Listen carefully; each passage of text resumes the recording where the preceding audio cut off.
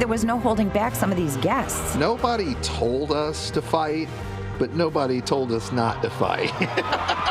Every time you peel a layer away from Jerry Springer, something a little more interesting is found.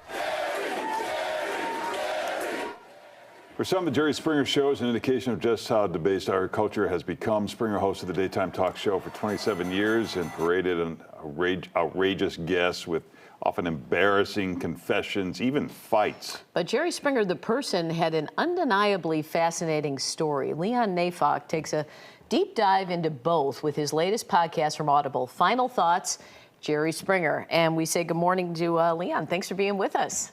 Great to be here. Thanks for having me. So, you know what? I feel like when Jerry passed away, we looked back on his life, and there was, I think, a documentary recently about the Jerry Springer Show.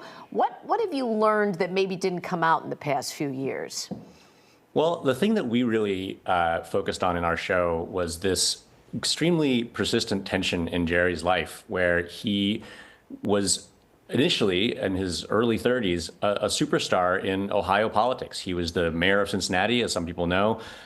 He was going to be governor. He ran for governor. He did pretty well. And when that didn't work out in 1982, he kind of tumbled into a media career that led to him becoming a news anchor in Cincinnati and eventually the host of his very own daytime talk show. But he never gave up that dream, and he continued wanting to go back to politics for the rest of his time hosting the Jerry Springer Show. And starting in the early 2000s, he took very serious looks at running for Senate, for governor, and that remained a big part of him. Yeah, I know that these talk shows, they were a gold mine, and I'm sure he made a ton of money, but I wonder if he had regrets on even starting that, because it almost seemed like it interfered with his ability to really make a serious comeback and to make something of, his life beyond crazy talk show host.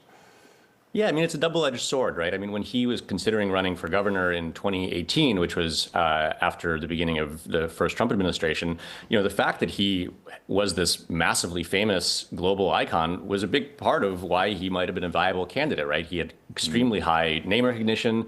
A lot of people loved his show. But at the same time, it was this kind of albatross around his neck because it was so associated with the kinds of things you're seeing on the screen right now. People just didn't take seriously the idea that someone like this, who hosted this show, could be a serious politician. But inside, he really was, and I really think he did have it in him. Talk about his upbringing and how his father brought his family over here to the United States.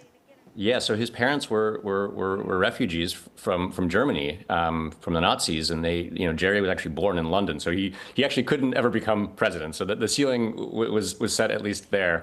But he was a young kid in New York, and I think the thing that I always think about is his father at dinner time.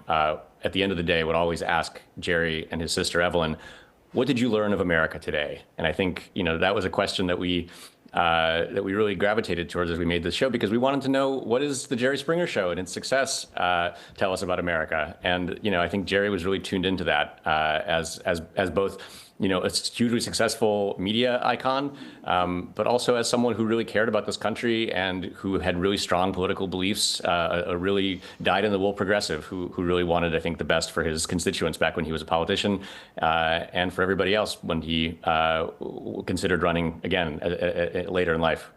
What was the low point of that show? Is there some notorious episode or?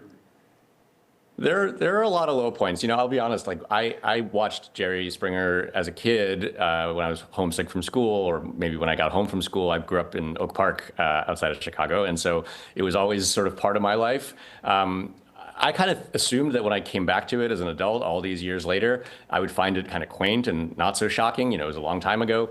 But I got to tell you, it is more shocking than I remembered. It's like there's so much brutal viciousness on that stage. I mean, I think the conventional wisdom, and I don't really disagree with it, is that the low point, or by some producers' lights, the high point, was when they had a guy on who spoke about marrying his horse in some detail. And I think that one really stands out. Wow. I mean, and there was a point, people failed to realize that Jerry Springer overtook Oprah Winfrey in the ratings. So what does that say about us? Are you talking about the bigger picture that, at that point, Oprah was, doing serious guests and stuff, I believe, and everyone loved the Oprah show, but America loved the craziness a little bit more.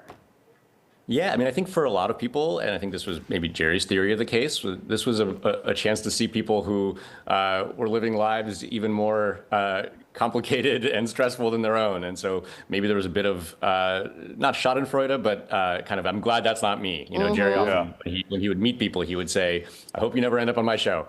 And so I think that was part of it. I think it was also, it felt real. It felt authentic. It felt like a really unvarnished view of people's lives. And we didn't really get to see people talking about this kind of stuff that was on the Jerry Springer Show anywhere else. But he's a smart guy. Was he ever embarrassed or ashamed of what he had, you know, brought to America, American masses?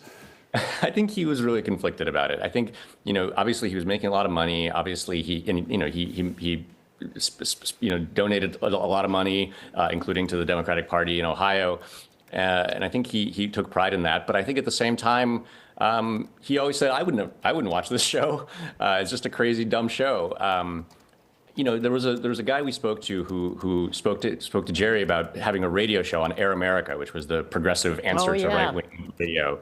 And according to him, Jerry, you know, explained his interest in having a, you know, serious political radio show by saying that I want to do something that'll make my family proud. I think that was in his head for sure. Well, the podcast is Final Thoughts, Jerry Springer, available exclusively on Audible, and you can also follow Leon on the socials.